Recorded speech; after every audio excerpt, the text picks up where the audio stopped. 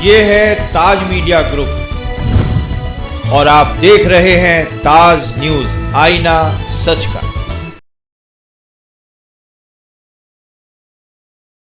नमस्कार। नमस्कार।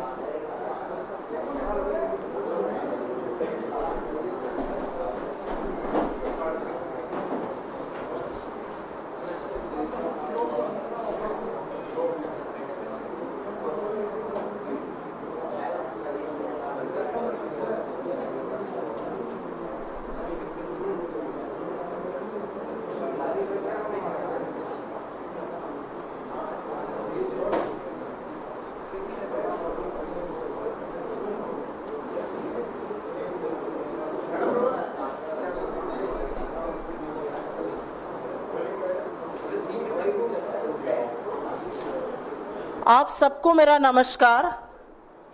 आज 19 तारीख है और 23 को वित्त मंत्री निर्मला सीतारमण जी अपना 7वां बजट प्रस्तुत करेंगी। और जैसा कि अमूमन होता है, इस बजट को बनाने से पहले वह उद्योगपतियों से, इंडस्ट्रियल लॉबीज से, कुछ किसानों के संगठनों से और अन्य ऐसे तमाम इकोनॉमिस्ट से, बैंकर्स से मिलकर उन्होंने विचार विमर्श किया है।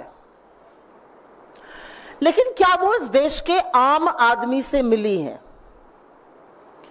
क्या वो उन परिवारों से मिली हैं, आधे इस देश के लगभग वो परिवार जो दिन की 3 वक्त की रोटी नहीं खा पा रहे हैं?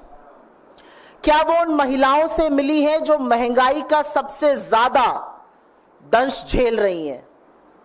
क्या वो उन किसानों से मिली हैं जो अपनी उपज का सही दाम मिल जाए इसके लिए संघर्षरत हैं? क्या वो इन युवाओं से मिली हैं जो बेरोजगारी का दर्द झेल रहे हैं, जो पेपर लीक होने पर प्रताड़ित हो रहे हैं? सवाल और लब्बो लबाब एक है कि क्या वो असल हिंदुस्तान से मिली हैं? और यह स्पष्ट है कि वो उनसे नहीं मिली हैं। और यह भी स्पष्ट है कि बजट हर बार की तरह चंद पूंजीपतियों को और अमीर बनाने के लिए और मोनोपोलीज क्रिएट करने के लिए बनाया जा रहा है। तो क्योंकि वो 60, 70, 75% इस देश से नहीं मिली हैं और इन्हीं लोगों की समस्याओं का समाधान करना बजट का काम होता है, तो कुछ असलियतें हैं जिनसे मोदी सरकार को, जिनसे वित्त मंत्री को अवगत करा देना चाहिए। एक छोटी सी कहानी है, एक छोटा सा वाक्या है, एक छोटा सा असलियत है इस देश की, जो हर कोने की असलियत है, जो बयां करती है, उसी को कहकर शुरू करती हूं। मार्च 2024 उत्तर प्रदेश के झांसी के रहने वाले किसान पुष्पेंद्र, छोटा सा उनका खेत था जो अमूमन किसानों का होता है। वहां पर मटर और गेहूं लगाते थे। हर किसान की तरह लगातार वो भी नुकसान झेल रहे थे और हर किसान की तरह उनकी आमदनी घट रही थी, उनका खर्चा बढ़ रहा था, क्योंकि खेती के उपक्रम पर जीएसटी है, डीजल महंगा है, खाद महंगी है, कीटनाशक महंगा है। तो उनके ऊपर करीब 1,04,000 का लोन हो गया। वो ये ऋण चुका नहीं पाए और उन्होंने अंत में थक हार कर आर्थिक तंगी के चलते आत्महत्या कर ली। फसल बर्बाद हो गई, मौसम खराब हुआ, ऋण बहुत था सर पे 1,04,000 का। वो पूंजीपति तो थे नहीं जिनका 16 लाख करोड़ माफ हो जाता, तो उन्होंने थक हार करके आत्महत्या कर ली।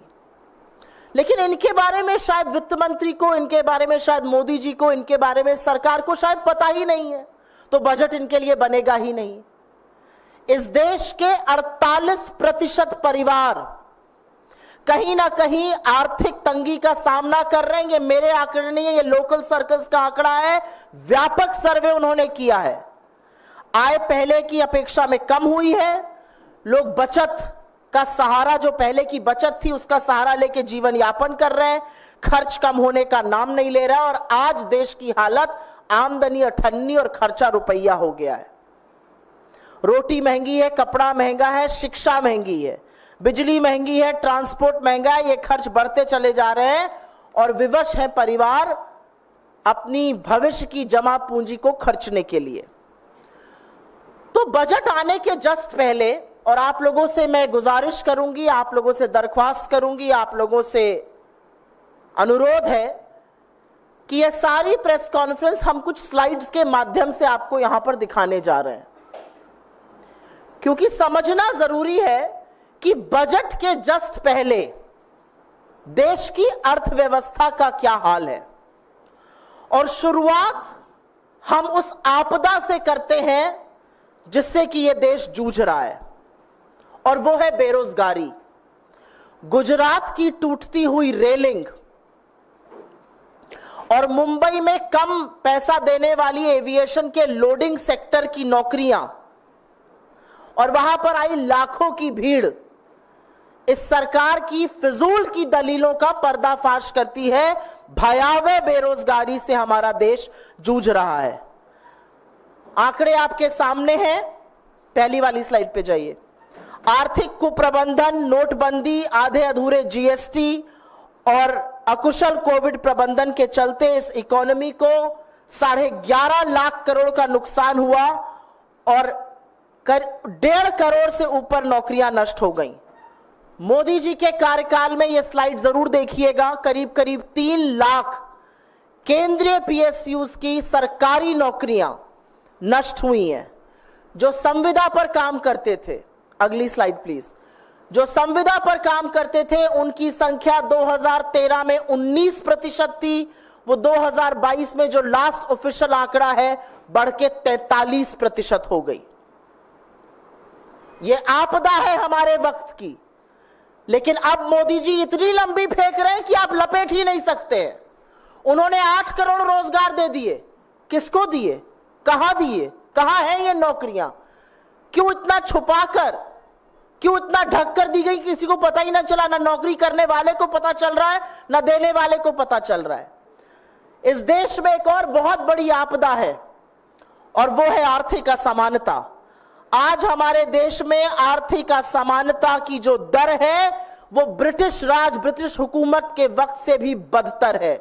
इस देश की 1% आबादी, और अगर आप उस ग्राफ को ध्यान से देखिएगा, जो लास्ट वाला ग्राफ है, वो 1% आबादी का इस देश की वेल्थ 40% वेल्थ पर आधिपत्य है, और इस देश की आधी आबादी की वेल्थ भी आप क्लियरली देख रहे हैं, जो पहला ग्राफ है।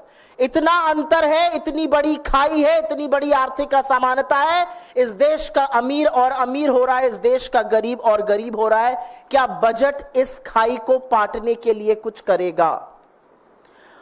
अगली मार, और ये मार आप चाहे अमीर हो, चाहे गरीब हो, चाहे मध्यम वर्ग के हो, चाहे काम करते हो या ना करते हो, इसका दंश हम सब झेल रहे हैं, और वो है महंगाई। और मैंने बार बार इस मंच से कहा है, महंगाई के ग्राफ पे जाइए, मैंने बार बार इस मंच से कहा है कि सखी सैया तो नईखे कमात है, महंगाई डायन खाए जाते। आपको आंकड़ों में उलझाया जाएगा, लेकिन असलियत यह है कि फूड इन्फ्लेशन इस सरकार की नाक के नीचे लगातार 9% के ऊपर बना हुआ है। लास्ट रीडिंग जून की 9.5%, 10% के आसपास फूड इन्फ्लेशन है। सब्जियों के दाम में करीब करीब 30% की बढ़ोतरी हुई है। अमीर को शायद फर्क ना पड़ता हो, लेकिन गरीब की थाली से आपने सब्जी भी गायब करने का काम किया है। और महंगाई हर तरफ है। महंगाई ट्रांसपोर्ट में है, कपड़ा महंगा है, उस पर जीएसटी है, स्कूल की फीस दुगनी हो गई है, इस तरह की महंगाई है। तो महंगाई से लोगों की कमर तोड़ने का काम किया। क्या यह बजट महंगाई को एड्रेस करेगा? उसके बाद उपभोग, कंजम्पशन। कंजम्पशन हमारी इकोनॉमी का 2/3 60% हिस्सा है। जो चीजें आप खरीदते हैं, चाहे वो खाने पीने की चीजें हो या अन्य वस्तुएं हो, साबुन, तेल, कंघी, चप्पल इत्यादि। एफएमसीजी जो रोजमर्रा की चीजें होती हैं, शैम्पू, मंजन, तेल इत्यादि, इसके दाम कम करने के बाद भी इसमें बढ़ोतरी नहीं हो रही है। और डेटा दिखाता है कि अप्रैल और मई में एफएमसीजी की सेल आधी हो गई है। जून में भी यही हाल रहा। सरकार से बात करो तो सरकार के प्रवक्ता टीवी पर आकर कहते हैं कारें बिक रही हैं। 60,000 करोड़ की कार, मोबाइल, एसयूवी बिना बिके पड़ी हुई है। इतनी इन्वेंट्री है, 60,000 करोड़ की, अनप्रेसिडेंटेड। हमारी इकोनॉमिक हिस्ट्री में इतनी कभी नहीं थी। तो आपके कार खरीदने वाले भी कार नहीं खरीद पा रहे हैं। यह महंगाई का आलम है और यह कंजम्पशन है, ये इस देश का कंजम्पशन है जो पूरी तरह डेंट हो चुका है। और ये डेटा मेरा अपना नहीं है, ये federation of automobile dealer association का डेटा है। 60,000 करोड़ रुपए का इन्वेंट्री बिना बिके पड़ी हुई है। अगली बात, और मुझे लगता है इस सब से हम कहीं ना कहीं, ना भी कहें, इज्जत बचाने के लिए झेल रहे हैं, और वो है हम सब पर बढ़ता हुआ कर्ज और घटती हुई बचत। Please go to the next slide. असलियत यह है कि हिंदुस्तान में एक सेविंग का कल्चर है। बचपन से सिखाया जाता है 10 रुपए कमाओ तो 2 तो बचाओ, और यह कल्चर एक है, और इस कल्चर ने हमारी इकोनॉमी को बड़ा सुदृढ़ रखा है। लेकिन इतना दंश महंगाई का, बेरोजगारी का, कम आय का हम झेल रहे हैं कि आज घरेलू ऋण जो 25% जीडीपी से कभी क्रॉस नहीं किया, वो 41% के पास है।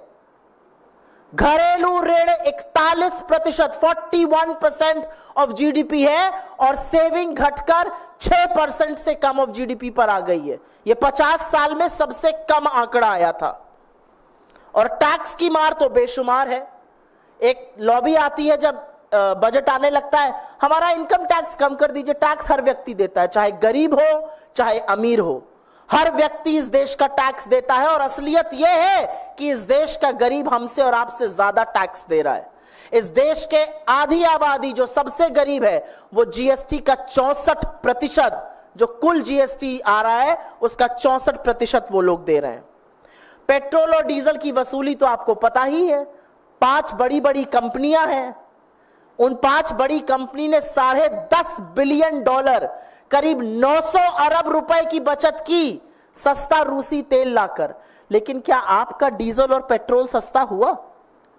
यह है, और इसका फलसफा है कि आज आप पर ऋण कहीं ज्यादा है और आपकी बचत खोखली हो रही है। लोग अपनी भविष्य की जमा पूंजी खर्चने को मजबूर हैं।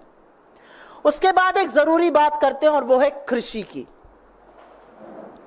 इस देश की अधिकांश आबादी खेतों में काम करती है। जो शहर नौकरी करने आ गई थी, उनको मोदी जी ने मजबूर कर दोबारा खेतों में भेज दिया काम करने के लिए। यह असलियत है। People enrolled with agriculture have gone up manifold. वित्तीय वर्ष 2024 में कृषि की जो वृद्धि थी वो 1.4% थी। बीजेपी के लोग आकर आपसे कहेंगे 8.2% ग्रोथ। उस 8.2% ग्रोथ में कंजम्पशन की ग्रोथ 4% और एग्रीकल्चर की ग्रोथ महज 1.4%। इसमें हमारे सबसे ज्यादा लोग काम करते हैं। यह पिछले वित्तीय वर्ष में 4.7% थी, वहां से लुढ़क के 1.4% आई, जैसा कि यह ग्राफ आपको दिखा रहा है। तो क्या सरकार ज्यादा खर्चा करती है? क्या सरकार ज्यादा काम करने लगती है? अब देखिए दूसरा ग्राफ, और यह ग्राफ मोदी सरकार की असलियत, उनकी बदनीयत बयां करता है। कृषि का एक बजट होता है और एक टोटल बजट होता है। वित्तीय वर्ष 2024 में कृषि का बजट 2.78 था, जो लास्ट वाला ग्राफ है। उसके पहले वाले साल में वो 3.36% था, और उसके पहले वाले साल में वो 3.7% था। तो इतने बड़े बजट का जो 3.7% होता था कृषि का बजट, वो अब घट के 2.7%, 1% कृषि का बजट घटा दिया गया। वो कृषि जिसमें हमारे सबसे ज्यादा लोग काम करते हैं, वो कृषि जिसकी बढ़ोतरी से इस देश की बढ़ोतरी होगी, उसके बजट को लगातार घटाने का काम मोदी सरकार ने किया है। 3 साल का आंकड़ा आपके सामने है। 3.7% से घटाकर 2.7% कर दिया गया है। अब बात करते हैं जो गुलाबी अखबार आपसे बताते हैं इन्वेस्टमेंट की। Investment is an act of faith. आपसे कोई कहेगा मेरी कंपनी में पैसा लगा दीजिए, तो आप कंपनी के क्रेडेंशियल्स देखिएगा, कैसे लोग हैं, कैसा धंधा है, आगे चल के कैसे वो बढ़ सकता है, इत्यादि इत्यादि। बड़ी बड़ी बातें मोदी जी करते हैं, उनसे बड़ा ढोंग और उनसे बड़ा ढोल इंडस्ट्री वाले पीटते हैं। लेकिन असलियत यह है कि they are not willing to put money where their mouth is. Sluggish investment पूरी तरह से कुंद है, इन्वेस्टमेंट पूरी तरह से मंदा है, सुस्त है। और अगर ग्रॉस फिक्स्ड कैपिटल फॉर्मेशन जो एक मानक होता है इन्वेस्टमेंट का देखा जाए, तो यूपीए के टाइम पर यह जीडीपी का 30% होता था, आज 20 से 25% के बीच में अटका हुआ है। तो ये सब लोग जो मोदी जी की इतनी तारीफ करते हैं टीवी पर आकर, इंडियन इंडस्ट्री वाले, वाजी वाजी क्या बढ़िया कमाल कर दिया, इन्वेस्ट क्यों नहीं कर रहे हैं? क्योंकि उनको इस सरकार की नीतियों पर भरोसा नहीं है, क्योंकि वो ईडी, सीबीआई, इनकम टैक्स के रेड से तंग आ चुके हैं, क्योंकि वो ये जानते हैं कि सरकार निवेश बढ़ाने के लिए, उपभोग बढ़ाने के लिए, आय बढ़ाने के लिए कोई काम नहीं कर रही है। और कोई भी पूंजीपति इन्वेस्ट तब करता है जब उसका रिटर्न ऑन इन्वेस्टमेंट अच्छा होता है। अगर देश खरीद ही नहीं रहा है चीजें, तो लोग बनाएंगे क्यों? और जितनी चीजें कम बनेंगी उतना इन्वेस्टमेंट कम होगा, उतनी नौकरियां कम बनेंगी। ये कुचक्र है, इसलिए इन्वेस्टमेंट नहीं हो रहा है। जब इन्वेस्टमेंट की बात करो तो बीजेपी वाले बड़ा सीना ठोक कर बोलते हैं रिकॉर्ड एफडीआई आ रहा है। उसकी भी असलियत देख लीजिए। ये जो रिकॉर्ड एफडीआई है, ये वित्तीय वर्ष 2021 में करीब करीब $60 बिलियन था। ये पिछले वर्ष 5 साल में घटकर $44 बिलियन रह गया है। तो ये भी फर्जीवाड़ा। और इसका सच ये है, ना इंडियन इंडस्ट्री इन्वेस्ट कर रही है, ना ग्लोबल इन्वेस्टर्स आपकी बात मानने को तैयार हैं। जो $60 बिलियन इन्वेस्टमेंट 5 साल पहले आया था, 5 साल बाद वो $44 बिलियन रह गया है। और असलियत यह है कि बहुत सारी ऐसी वैश्विक कंपनियां हैं जिन्होंने चीन से अपना इन्वेस्टमेंट विड्रॉ किया और वो नए मार्केट खोज रहे थे, और वो नया मार्केट हम थे। हमसे बेहतर कौन हो सकता था? हमारे पास डेमोग्राफिक डिविडेंड था, हमारे पास एक डेमोक्रेसी है, हमारे यहाँ कानून की एक व्यवस्था मानी जाती है, हमारे यहाँ जुडिशियल प्रोसेसेस है। लेकिन ऐसा होता दिख नहीं रहा है, क्योंकि चाइना से निकला इन्वेस्टमेंट वियतनाम गया, इंडोनेशिया गया, बांग्लादेश गया, वो हिंदुस्तान नहीं आया। हमारे यहां मैन्युफैक्चरिंग नहीं बढ़ी, हम एक्सपोर्ट हब नहीं बन पाए, क्योंकि इस सरकार की नी जर्क रिएक्शन से, इनके उन्माद फैलाने से, इनके वैमनस्य फैलाने से, इनके नफरत फैलाने से, इनकी निरंकुश शासन और पुलिस से इन्वेस्टर्स ने अपना मुंह मोड़ लिया है। 5 साल में $60 बिलियन की एफडीआई घटकर $44 बिलियन हो गई है, और जो एफडीआई चीन से आ सकती थी वो भी नहीं आ रही है। लेकिन असलियत तो अभी बाकी है, और असलियत आपको दिखेगी व्यापार के असंतुलित होने में। Trade imbalance. इंडिया के जो टॉप 10 ट्रेडिंग पार्टनर्स हैं, हमारा देशों के साथ ट्रेड होता है, अमेरिका के साथ है, चीन के साथ है, रशिया के साथ है। हमारे जो टॉप 10 ट्रेडिंग पार्टनर्स हैं, उसमें से 9 के साथ हमारा ट्रेड इंबैलेंस है, ट्रेड डेफिसिट है। इसका मतलब है कि हम उनसे इंपोर्ट ज्यादा कर रहे हैं, आयात ज्यादा कर रहे हैं, उनको निर्यात कम कर रहे हैं। हम उनसे सामान खरीद ज्यादा रहे, उनको बेच कम रहे, इसलिए ट्रेड डेफिसिट है। हम उनकी इकोनॉमी चला रहे हैं, लेकिन वो हमारा कैपिटल ड्रेन कर रहे हैं। और आपको पता है कि हमारा सबसे बड़ा ट्रेडिंग पार्टनर कौन है? हमारा सबसे बड़ा ट्रेडिंग पार्टनर मोदी जी का परम प्रगाढ़ मित्र चीन है। वो मोदी जी जो कहते हैं कोई घुसा हुआ नहीं है, उन्होंने चीन को हमारा नंबर 1 ट्रेडिंग पार्टनर बनाया हुआ है। चीन के साथ हमारा ट्रेड डेफिसिट $80 बिलियन से भी ज्यादा है। तो चीन जो लद्दाख में धृष्टता करता है, उसकी सेना को पैसा हम दे रहे हैं।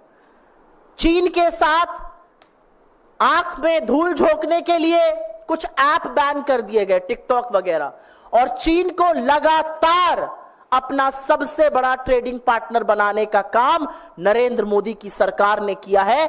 चीन के साथ हमारा ट्रेड करीब करीब $118 बिलियन है, जिसमें से कि डेफिसिट $80 बिलियन का है। हम उनसे आयात ज्यादा करते हैं, उनको निर्यात बहुत मामूली संख्या में कर पा रहे हैं। इसके बाद बात करते हैं रुपए की। आपको याद है ना, गुजरात के मुख्यमंत्री नरेंद्र मोदी क्या कहते थे? जैसे जैसे रुपया गिरता है वैसे वैसे प्रधानमंत्री की साख गिरती है। 58 पर रुपया दिया गया था 2014 में, आज रुपया 84 के पार है। और मुझे कभी कभी यह शंका होती है कि नरेंद्र मोदी रुपए से भी शतक लगवाना चाहते हैं, जैसे पेट्रोल से लगवाया। हो सकता है किसी ने उनको समझा दिया हो कि 1 सेंचुरी यहां भी लगवा दीजिए। महामानव है, नॉन बायोलॉजिकल है, समझ में आ गया होगा। 84 के पास रुपया है, 58 पर दिया गया था। सबसे पहले तो यह पूछना चाहिए कि भाई प्रधानमंत्री की साख कितनी गिर गई। अब वो 2-3 चीजें जिससे हमारा, ये कुछ इकोनॉमिक चीजें हैं तो बहुत सारे लोगों को लगता है इससे हमारा क्या लेना देना। इन सब चीजों से हमारा लेना देना है। इन्हीं के चलते महंगाई बढ़ती है, इन्हीं के चलते आर्थिक असमानता बढ़ती है, इन्हीं के चलते निवेश कम होता है, इन्हीं के चलते उपभोग कम होता है। लेकिन अब कुछ मूल वो चीजें जो कि आप सुनकर चौंक जाएंगे और जिस पर लगातार झूठ बोला जाता है। आपको क्या लगता है हिंदुस्तान को सबसे ज्यादा खर्च अपनी किन चीजों पे करना चाहिए? मेरा मानना है शिक्षा पर। हम दुनिया के सबसे युवा राष्ट्र हैं, हमारी 60% आबादी 35 वर्ष से आयु में कम है, हम डेमोग्राफिक डिविडेंड की बात करते थकते नहीं है, लेकिन हम अपने एजुकेशन बजट को 7% इस साल काट देते हैं। हम यूनिवर्सिटी ग्रांट्स कमीशन जो हायर एजुकेशन का बजट है उसको 61% काट देते हैं। ऐसा पहले कभी नहीं हुआ है। न पढ़ेगा इंडिया न पूछेगा इंडिया। ज्यादा पढ़ लिख लेंगे लोग, वही तो सवाल करेंगे। ज्यादा पढ़ लिख लेंगे लोग तो उन्हीं को तो समझ में आएगा कि कैसे ये सरकार हमारा मूर्ख बना रही है। तो ना रहेगा बांस ना बजेगी बांसुरी, पढ़ाओ ही मत लोगों को। 7% बजट एजुकेशन का इससे पहले किसी सरकार ने नहीं काटा है। और एक आंकड़ा आपकी जानकारी के लिए बता दूं, as a percentage of the overall budget, education budget को निरंतर घटाने का काम पिछले 10 साल में किया है। यूपीए की सरकार करीब करीब 0.6% आवंटित करती थी, इन्होंने घटाकर 0.4% कर दिया है। कहां इसको 6% ले जाने की बात करते थे। स्वास्थ्य, ये ग्राफ अपने आप में बहुत कुछ बयां कर रहा है, वो फोटो भी बहुत सारी चीजें दिखा रही है। अभी अस्पताल चले जाइए तो जीएसटी देना पड़ेगा अगर स्वास्थ्य खराब हो जाए, दवाइयों पर भी जीएसटी है। लेकिन हेल्थ पर एक्सपेंडिचर लगातार कम हुआ है। पिछले 5 सालों में टोटल बजट का हेल्थ पर एक्सपेंडिचर 2.4% से घटकर 1.9% हो गया है। 2.4% 5 साल पहले हम टोटल बजट का स्वास्थ्य पे खर्चा करते थे, अब 1.9 करते हैं। और आप सब जानते हैं कि 2023 में हमारे देश के 16 लाख ऐसे बच्चे हैं जिनको एक भी टीका नहीं लगा है। बच्चे के जन्म से उसके 1 साल की उम्र तक बच्चे को 9 से 10 टीके लगते हैं। डिप्थीरिया का, टेटनस का, चेचक का, हेपेटाइटिस का, पोलियो का। और इन्हीं के चलते हम पोलियो से मुक्त हो पाए, इन्हीं के चलते हम चेचक से मुक्त हो पाए। लेकिन इस सरकार ने वो कर दिखाया जो पहले किसी ने नहीं किया था। 16 लाख हमारे बच्चे ऐसे हैं, 2.5 करोड़ बच्चे हिंदुस्तान में हर साल पैदा होते हैं, 16 लाख बच्चों को एक भी टीका नहीं लगा है। तो हम क्यों ना ये भय और आशंका लेकर चले कि क्या पोलियो और चेचक जैसी बीमारी दोबारा से लौट सकती है? इसका जिम्मेदार कौन है? असलियत यह है कि यूपीए की सरकार ने इस देश को पोलियो मुक्त किया, तमाम वैक्सीनेशन दिए, ढिंढोरा नहीं पीटा। यहां ढिंढोरा पीटने और एहसान लादने से ही फुर्सत नहीं है। लेकिन कोविड से सीखा क्या? नील बटा सन्नाटा। हेल्थ का बजट 2.4% से घटा के 1.9% किया और 16 लाख बच्चों को टीकों से रहित रखा। यह वो देश है जो वैश्विक भूख के सूचकांक में, द हंगर इंडेक्स में 111वें नंबर पे है 125 देशों में। हमारे यहां कुपोषण एक त्रासदी है। और लास्ट 2 चीजों की बात करके आपके सवाल लूंगी। Creation of monopolies, sector after sector after sector, दूरसंचार, airline, cement, steel, airport, tyre, हर जगह जो पहले 2-3 लोग हैं उन्होंने पूरा का पूरा मार्केट शेयर कैप्चर किया हुआ है। और मार्केट शेयर कैप्चर करने का मतलब क्या होता है? मार्केट शेयर कैप्चर करने का मतलब होता है कि अगर एक आपके टेलीफोन के दाम और डेटा का बिल बढ़ाएगा तो दूसरा उसके तुरंत बाद बढ़ाएगा, तीसरा उसके बाद बढ़ाएगा। अभी बढ़ा है ना बिल आपका? क्यों बढ़ा है? क्योंकि ये क्रिएशन ऑफ मोनोपोलीज है। ये जो ओलिगार्क्स क्रिएट किए जा रहे हैं सेक्टर आफ्टर सेक्टर में, ये डेटा वो दिखाता है आपको क्या बजट इन मोनोपोलीज को ब्रेक करेगा या हर बार की तरह मोनोपोली को और सुदृढ़ करेगा। और अंत में, क्योंकि रेलवे का तो बजट अब आता ही नहीं है, फाइनेंस मिनिस्टर ही उस पर बात करती हैं। ये बालासोर की पिक्चर है, 300 से ज्यादा लोग शहीद हो गए थे। फिर जलपाईगुड़ी का हादसा हुआ, कल गोंडा में हादसा हुआ। हर बार मृतकों की एक सूची आती है, हम सब संवेदना और श्रद्धांजलि का एक शब्द कहते हैं और वो बात लगता है वहीं पर खत्म हो जाती है। तो रेलवे को सुरक्षित बनाने के लिए इस बजट में क्या होगा, आज देश ये जरूर पूछना चाहता है। I will very briefly, and if you can reload the presentation please, I will very briefly speak about some of the most important economic parameters, the economic landscape which has been completely ruined. And it's important to discuss this because Nirmala Sitharaman, India's finance minister, is soon going to present her 7th union budget. And on your screens right now, note ban, GST, COVID resulted in a loss of 11.3 lakh crore to India's economy and extinguished 1.6 crore informal sector jobs. The reality also is, as far as joblessness is concerned,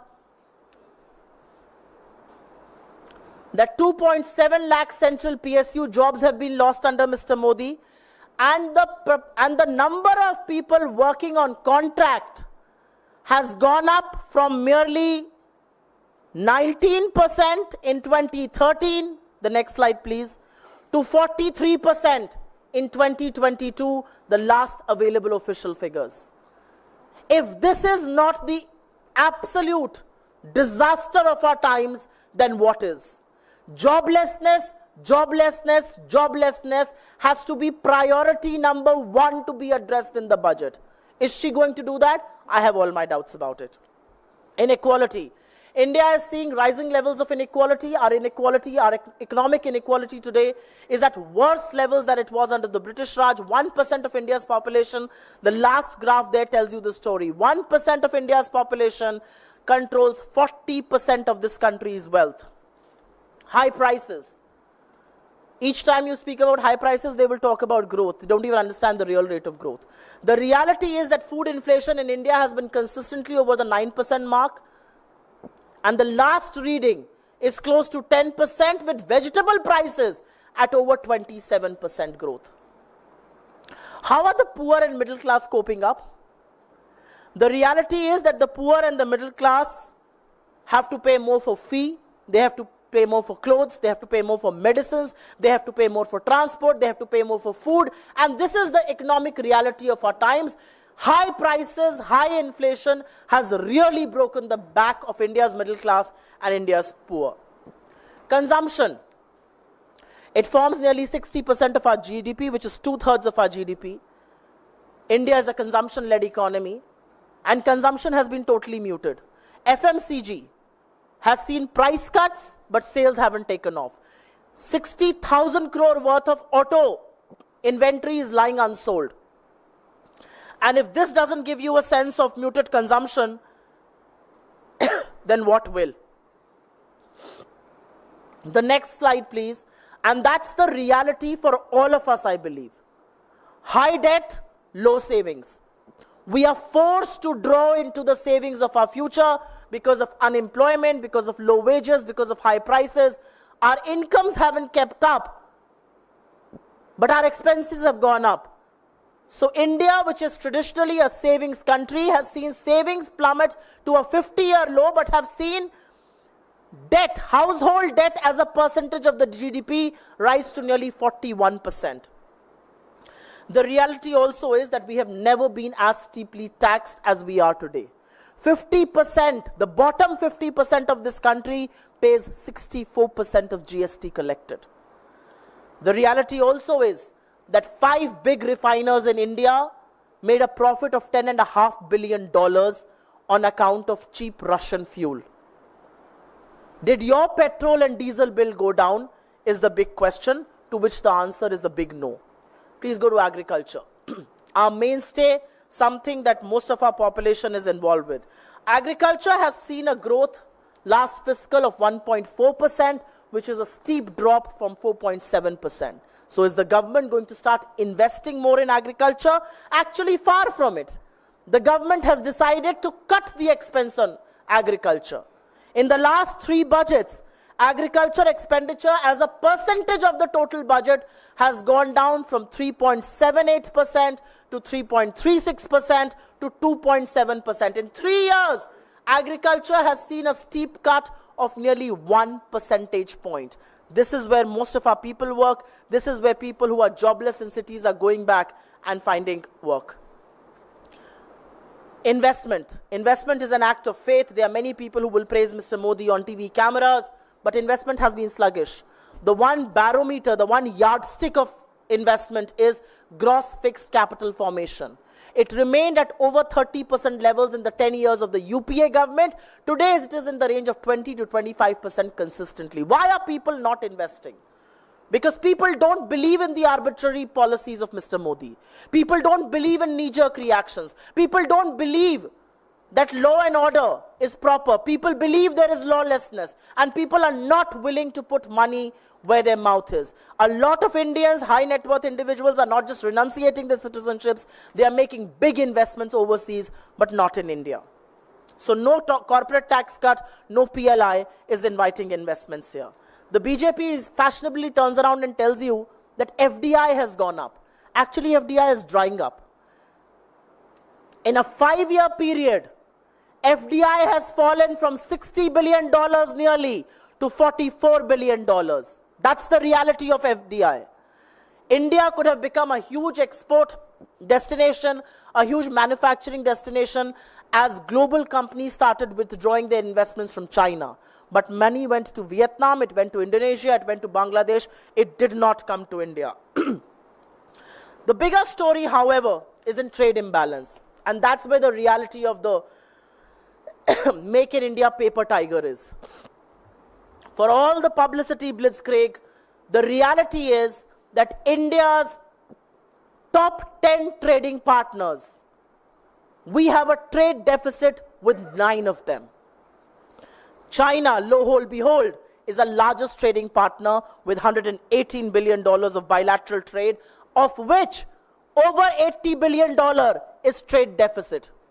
So when Mr. Modi tells you, koi ghusa hua nahi hai, and bans TikTok, the reality is he's making China richer, he's giving China more money, he's giving China more trade, he's actually funding the Chinese army to do the incursions in Ladakh that they are doing.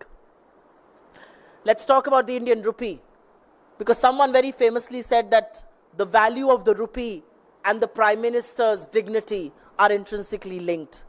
Mr. Modi inherited rupee at 58 to $1. It is at 84 to $1 today. No amount of effort, no amount of money being thrown in by the RBI has been able to arrest the fall of the rupee. But we know what the finance minister will say. The finance minister will say, rupiya kamzor nahi hua hai, dollar mazboot hua hai. 2-3 last things. Education. For a developing economy like India, for a young economy like India, we should be spending 4, 5, 6% of our total budget on agriculture. But guess what? For this financial year, education budget has been slashed by 7%. And the University Grants Commission that directly looks at higher education, that allocation has been slashed by 61%. Na padhega India, na puchega India. Expenses on health. We must have learned a few lessons from COVID, but it certainly seems we have not. Because investment in health as a percentage of the total budget in the last 5 years has shrunk from 2.4% to 1.9%. And in the year 2023, India failed to vaccinate 16 lakh of our children. 0 dose children. Children are typically given 9 to 10 vaccines in the age group of being born to 1 year. They'd received 0 dosage. So imagine the possibility of a polio or a smallpox that has been eradicated coming back, and it's squarely, the blame squarely lies on the Narendra Modi government. What they have, however, successfully done is created monopolies. Sector after sector, steel, cement, telecom, airlines, aviation, tires, one sector after the other has seen monopolies built. This budget, my apprehension is, will see more monopolies being built. And last but not the least, this is a picture from Balasore in Orissa last year. 300 lives lost. Another train accident in Jalpaiguri. We saw several lives lost there, upwards of 40. Another train accident in Gonda. We see several lives being lost there. But who's learning a lesson? And what is being done to make railways safer for our people? Will the finance minister allocate more funds? Will those funds be used? Will those funds not be used to buy foot massages and crockery for Indian Railways and be used to protect our citizens? That's the economic landscape. ये आर्थिक पृष्ठभूमि है budget के पहले. कुछ चीजें बड़ी भयावह लगती हैं, लेकिन सच कड़वा होता है, सच भयावह होता है, और सच को सुनने का मादा चाहिए. लेकिन सच सुनाने पे आपको पकौड़ा तलने की हिदायत, लहसुन प्याज ना खाने की बात, रुपया कमजोर नहीं डॉलर मजबूत हुआ है जैसे शब्द सुनाई देंगे. और मुझे ऐसा लगता है कि इस सरकार का आम जनता से, युवाओं से, महिलाओं से, गरीबों से, किसानों से, मध्यम वर्ग से कोई सरोकार ही नहीं है, और इसीलिए इस तरह की चीजें हो रही हैं. आपके सवालों का स्वागत है. पहले मैं सवाल सिर्फ और सिर्फ इन आर्थिक आंकड़ों पे लूंगी.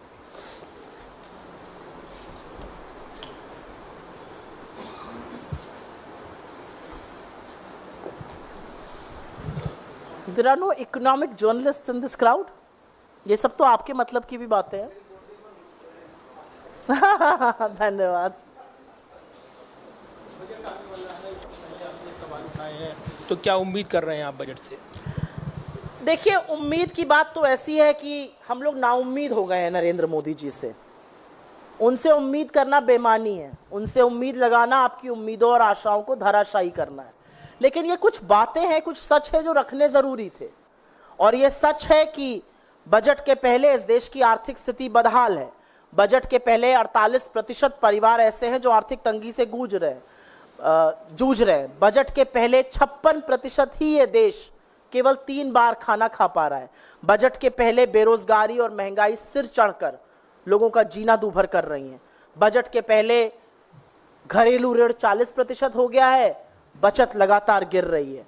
बजट के पहले ही भयावह आर्थिक असमानता है, और बजट के पहले ही उद्योग जो है वो मंद है, निवेश कुंद है, उपभोग ठप है, और असंतुलित व्यापार हम दुनिया से कर रहे हैं. तो मेरा अपना मानना है, अगर स्तंभ आप मुझसे पूछिए इस बजट के क्या होने चाहिए, बेरोजगारी को दूर करना और आर्थिक असमानता की इस खाई को पाटना, अगर ये 2 चीजें बजट नहीं करता है तो ये बजट हर मोर्चे पर अपने पहले जैसे बजटों की तरह विफल रहेगा. इस देश की सबसे बड़ी त्रासदी बेरोजगारी और आर्थिक असमानता है, और अगर इनके लिए बजट कुछ करने को तैयार नहीं है तो बजट का स्वरूप क्या है, इसी पर सवाल उठ जाएगा. प्रधानमंत्री नरेंद्र मोदी तो आत्मनिर्भर की बात करते हैं. 40% ऋण लेकर बड़े आत्मनिर्भर हो गया देश. ये घरेलू ऋण की, और ये मेरा डेटा एक भी नहीं है, ये सब सरकारी डेटे हैं. ये आंकड़े सुप्रिया श्रीनेत ने या कांग्रेस पार्टी ने घर पे बैठ के नहीं बनाए. ये सारे सरकारी आंकड़े हैं, सारे रिसर्च आंकड़े हैं, सारे वो आंकड़े जो रिसर्च एजेंसीज कोट करती हैं हमारी रेटिंग्स के लिए, हमारे ग्रोथ एस्टिमेट्स के लिए, इत्यादि इत्यादि. तो जिसको आप आत्मनिर्भर क्या बना रहे हैं, आत्मनिर्भर बनाने का ज्ञान दे तो रहे उनके मंत्री मध्य प्रदेश में, कह तो रहे डिग्री विग्री छोड़ो, पंक्चर की दुकान बनाओ, उसी से जीवन यापन होगा. यह आत्मनिर्भर का ज्ञान है. अपने बच्चों को बॉस्टन और न्यूयॉर्क में पढ़ाइएगा, और देश के बच्चों को कहिएगा पंक्चर की दुकान खोल लो, देश की बच्चों को कहिएगा पकौड़े तल लो, देश के लोगों को कहिएगा मैं लहसुन प्याज ही नहीं खाती, अब शायद टमाटर भी नहीं खाती होंगी, 140 रुपए किलो मिल रहा है, सुन रहे हैं. तो मेरा अपना मानना है ये सब स्लोगनबाजी है. आत्मनिर्भर बन गया है इंडिया. क्या आत्मनिर्भर बन गए हम? 40% लोग जो हैं वो 40% जीडीपी का ऋण घरेलू है. कहां से आत्मनिर्भर बने हम? कहां नौकरियां हैं? मोदी जी ने एक दिन आके बोल दिया 8 करोड़ रोजगार बने। अरे भाई, छुपा कर बनाए थे क्या? पता नहीं चले कहां किसको दे दिए गए? 50-50 हजार जो रोजगार थे वो तो खड़े होकर खुद उसके प्रशस्ति पत्र बांट रहे थे, और ये 8 करोड़ बता दिए, पता ही नहीं चले लोगों को। जी, इस पे और कोई सवाल? जी, मेरा सवाल कांवड़ यात्रा को लेकर है। जिस तरह से कांवड़ यात्रा को लेकर विवाद चल रहा है, जो नाम लिखने पड़ रहे हैं, सबको कहा जा रहा है, अब खाली उत्तर प्रदेश नहीं, उत्तराखंड सरकार ने भी ये निर्देश जारी कर दिया है कि उत्तराखंड में जहां हरिद्वार तक यात्रा जाती है वहां भी दुकानदारों को अपने दुकान के आगे अपने नाम लिखने पड़ेंगे, किस धर्म से हैं, किस और पूरा नाम लिखना होगा। इसको लेकर आप क्या कहने? और नाम में अगर गुड्डू, बबलू, मैं इसमें ऐड कर दूंगा। जी। सीएमओ ने आज ये किया है कि पूरे स्टेट में ये लागू होगी। उत्तर प्रदेश के सीएमओ ने, पहले एक शहर में था सिर्फ कांवड़ यात्रा के लिए। जब भी बैठे बिठाए कोई काम ना हो तो उसमें कैसे नफरत का छौंक लगाना है, यह आपको बीजेपी की आदत बनती दिखाई देगी। कांवड़िया यात्रा करने जा रहे थे, क्या करते? जल लाते, अर्पित करते, शिव भक्त हैं। ये ना हिंदू धर्म को समझते हैं, ना शिव जी की विराटता को समझते हैं। इन्होंने कहा तख्ती लगा दो, तख्ती पर बबलू लिखा रहेगा तो क्या करिएगा? खरीदिएगा कि नहीं खरीदिएगा? तख्ती पर गुड्डू लिखा रहेगा तो क्या करिएगा? मुन्ना लिखा रहेगा तो क्या करिएगा? क्या क्या तमाशे करते हैं ये लोग। मतलब कभी तो जोड़ने की बात करो, कितना तोड़ेंगे?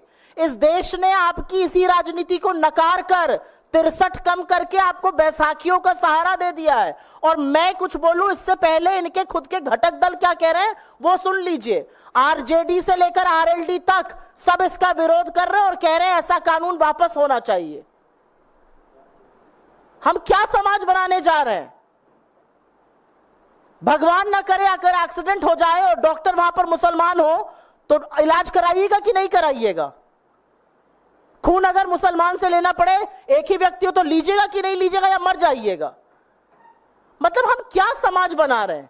हम किन चीजों में पढ़ रहे हैं? इन चीजों में इसलिए पढ़ रहे हैं जिससे कि आप इस भयावह इकोनॉमिक त्रासदी की, भयावह बेरोजगारी की, भयावह महंगाई की, आर्थिक असमानता की, बढ़ते हुए ऋण की, घटती हुई आय की, खत्म होती खोखली होती बचत की बात मत करिए। इसी में उलझे रहिए। कौन तख्ती लगा रहा है, कौन नहीं लगा रहा है, ये मत पूछिए कि मेरे बच्चों का एजुकेशन बजट आपकी हिम्मत कैसे हुई 7% काटने की। इसी में उलझे रहिए, कौन तख्ती लगाएगा, कौन नहीं लगाएगा। अरे सेब अब्दुल बेचे या अनिल बेचे, सेब मीठा होना चाहिए, इसमें कौन सी बड़ी बात है। और मैं एक बात और आपको बता दूं, ये थोड़ी मेरे लिए निजी बात है। ये जाहिल वही लोग हैं जो अयोध्या हारने पर हिंदुओं का बहिष्कार करने की वकालत कर रहे थे, जो कहते थे अयोध्या जाओ तो अपना पानी लेके जाओ, अपना खाना लेके जाओ, अपनी पूजा की सामग्री लेके जाओ। ये हिंदुओं का भी बहिष्कार करते हैं। ये किसी के सगे नहीं है, ये सिर्फ अपनी गंदी राजनीति की रोटियां सेकने का काम करते हैं। ऐसे नफरती चिंटुओं से बचना चाहिए। लेकिन असलियत यह है कि नफरत फैलाने के अलावा बीजेपी को दूसरा कोई काम नहीं आता है, लेकिन लोगों ने इसको नकार दिया है। जी, मांग की जा रही है उनके राज्यों के लिए, उसे लेकर आप क्या? बीजेपी के घटक दल हैं जेडीयू और टीडीपी, और अगर वो स्पेशल इकोनॉमिक पैकेज की बात कर रहे हैं तो देखिए क्या होता है। मोदी जी कितना उनको खुश करने के लिए क्या क्या करते हैं। एक अकेला तो बैसाखियों का सहारा लेना पड़ रहा है बेचारे को। अब वो एक अकेला तो रहे नहीं, अब तो हाँ जी हाँ जी, जी हाँ जी, हुजूर कैसे हैं, सुबह शाम गुड मॉर्निंग, रात को गुड नाइट करनी पड़ रही है, तो बिल्कुल पैसा देना पड़ेगा। नहीं देंगे तो ये घटक दल आंखें तरे रहेंगे। ऐसे थोड़ी जेडीयू ने, सॉरी जेडीयू मुझे बोलना चाहिए था, आरएलडी और जेडीयू ने इनसे मांग की है कि ये तख्ती वक्ती के नाम हटाए जाएं। ऐसे थोड़ी बोल रहे हैं वो लोग। जी, बीजेपी की बैठक है, उस पर आप क्या कहेंगे? नहीं, आरएसएस और बीजेपी की बैठक में मुझे कुछ कहने का मतलब ही नहीं है। आरएसएस खुद ही बोल रहा है, आप सब लोग सुन रहे हैं। आरएसएस कह रहा है पहले देवता, फिर भगवान, फिर अलौकिक, फिर विश्व रूप धारण करने वाले लोगों की बढ़ती जा रही है। ये किसके लिए कह रहे हैं आप जान ही रहे हैं। आरएसएस के खिलाफ बीजेपी के तमाम, मोदी जी के तमाम भक्त आजकल मोहन भागवत के खिलाफ लिख रहे हैं। मैंने बोला ना, ये लोग किसी को नहीं छोड़ेंगे, तो मैं क्यों बोलूंगी इस पे। उनकी बढ़ती हुई दूरियां, उनका द्वेष सबको दिख रहा है। कि कुछ लोग पहले उसी पे बोला मैंने अभी। तो वही मैं कह रहा हूँ कि ये भगवान वाली बात और आरएसएस के प्रमुख की तरफ से ऐसे बयान हमारे हैं, आपको भाई लग रहा मुझे है? ऐसा लगता है कि एक मिसाइल उन्होंने दागा है। अब जिसके लिए दागा है, कल उन्होंने अपनी लाइट की गाड़ी की बत्ती गुल कर दी। नहीं तो आपको हमेशा किसी भी अंधेरी रात में मोदी जी की गाड़ी जा रही है, ऊपर एलईडी जल रहा है, दमकता चमकता चेहरा, क्योंकि लाइट सिर्फ उन्हीं के ऊपर रहती थी। कल बत्ती गुल क्या हो गया भैया? क्योंकि मोहन भागवत जी ने कहा है कि पहले वो देवता, फिर अलौकिक, फिर भगवान, फिर विश्वरूप। अब ऐसे शब्द हम तो कह नहीं रहे, बायोलॉजिकल नॉन बायोलॉजिकल को सुना रहा है। उन्हीं के बीच में खींचतान मची है। हम लोग तो दूर से देख रहे हैं, दर्शक दीर्घा में हैं, कभी कभी ताली बजाते हैं। हेमंत बिस्व शर्मा ने भी जो वो मुस्लिमों का जो कानून था बहुत पुराना, उसको रिपील कर दिया। हेमंत बिस्व शर्मा थोड़ी अपनी सरकार चलाएं, रोजगार बनाएं। 70 साल में सबसे ज्यादा बेरोजगारी असम में है।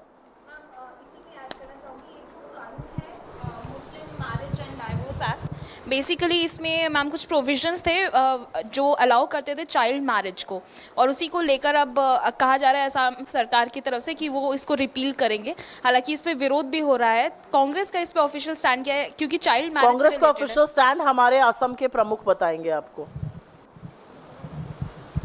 बस धन्यवाद बहुत बहुत आप सब लोगों का, धन्यवाद।